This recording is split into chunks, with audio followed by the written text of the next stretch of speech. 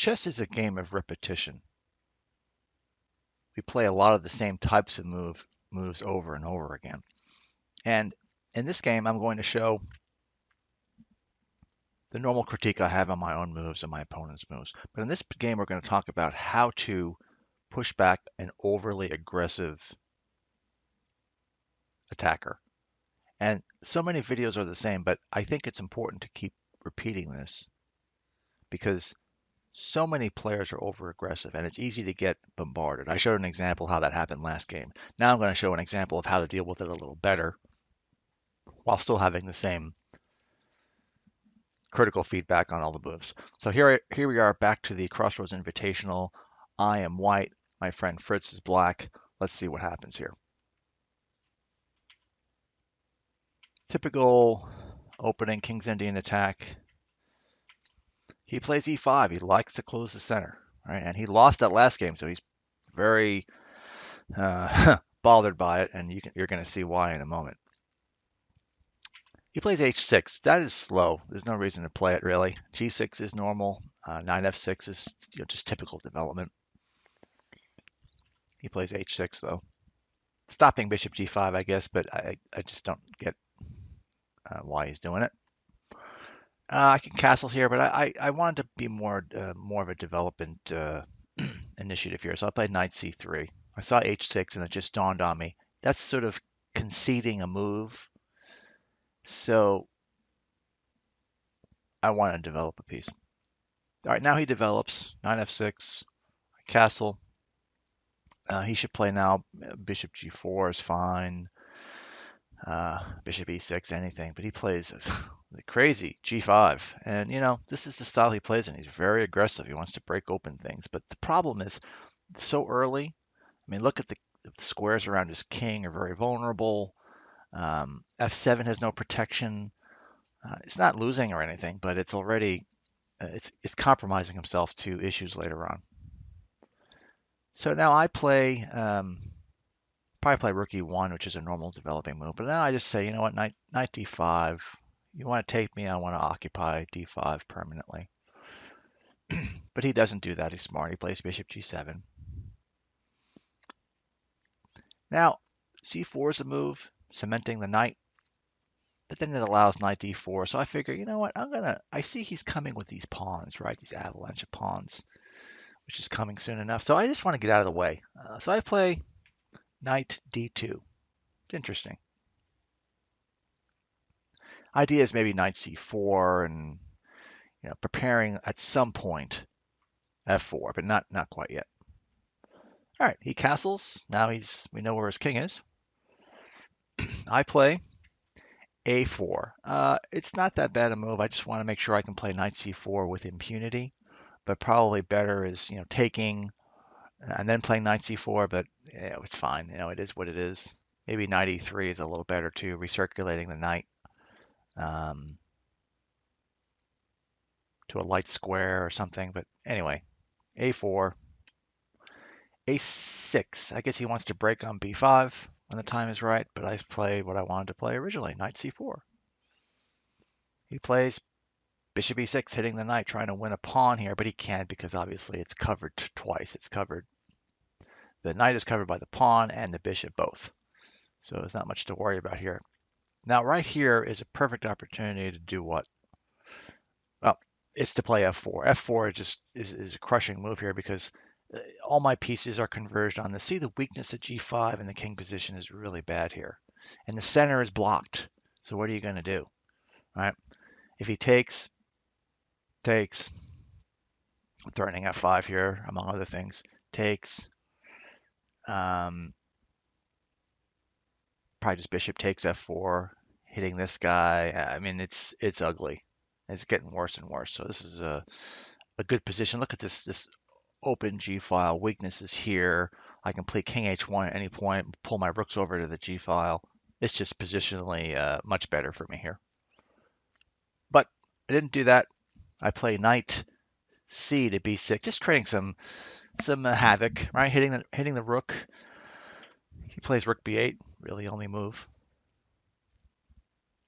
And now I just play, square control. That's been the theme of a lot of my videos, and I'll always mention it. I want to be in a mode of just taking away squares for his pieces and improving my own.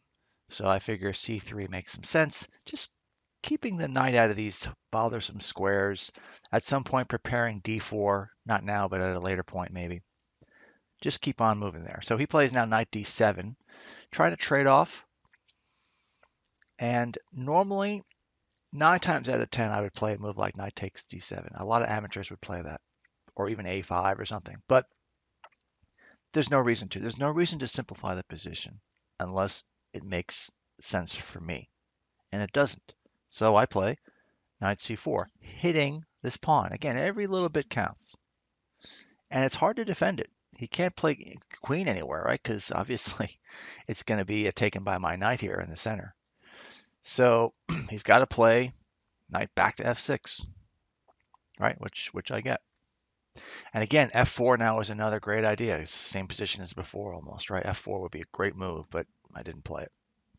Instead, I play knight takes F6,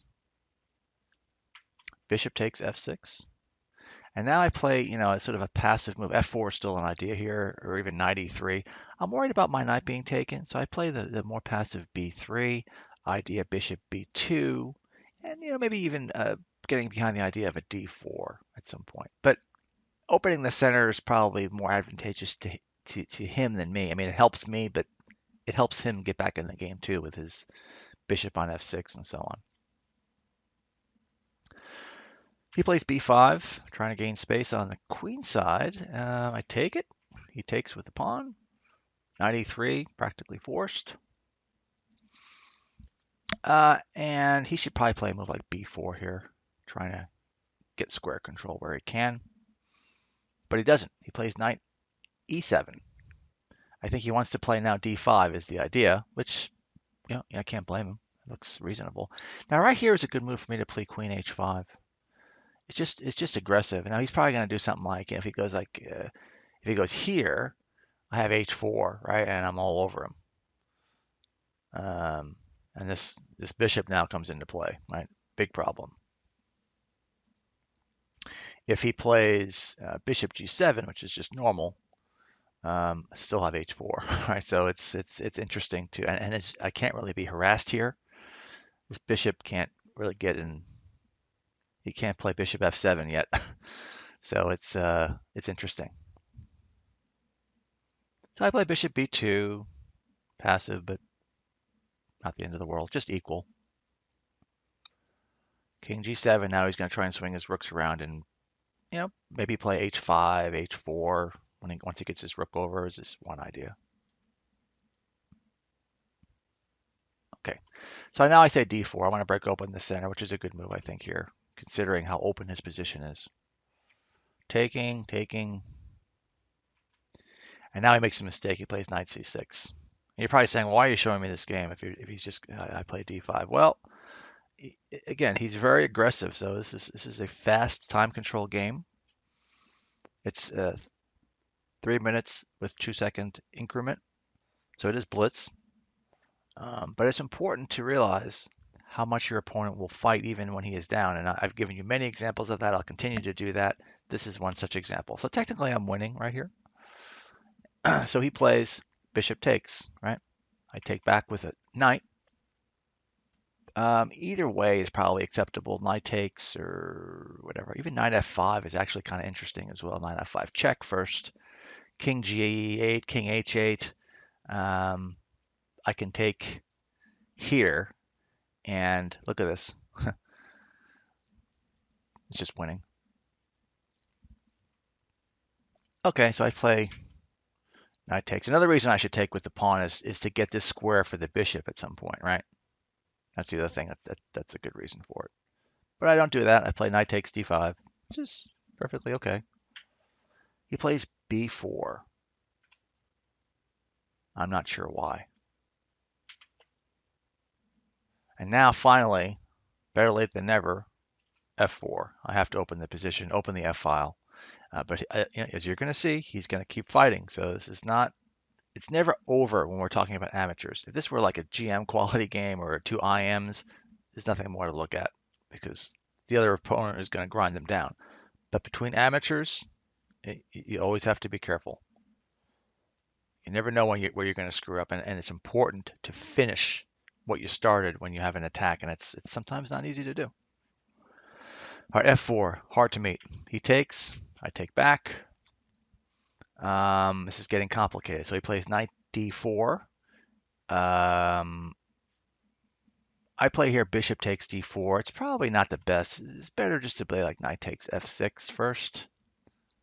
That's a better move. What does he do? It's very hard, right? King takes f6, takes. If he goes queen takes f6, I mean, gosh, even worse here. I mean, all right, takes, and then I game over, creating a pin, and the game is over. So knight d4, I takes back. E5 is actually a very good move here, opening the diagonal for the bishop, creating a lot of problems. But I play second best move or third best move here. Queen h5 is a good move too. Just rook f3, trying to get on the G or H file, creating some lateral movement for the rook. And now he plays d3, opening the diagonal. I mean, trying to hit my rook, which I get it. But before I do anything there, I play rook check. King moves. Now I have a very strong move. See if you can find it. This is a tactical move, but it's a positional strength as well. And that is e5. Yeah, there's no reason to worry here. He takes, queen takes d3 check. It's getting ugly. He plays king h8. There's a couple of moves I can play here. One of them is rook h3. Again, just probing weaknesses. If you're up material, you don't, and it's still, and the queens are still on the board, constantly make threats. So rook takes h6 as a threat.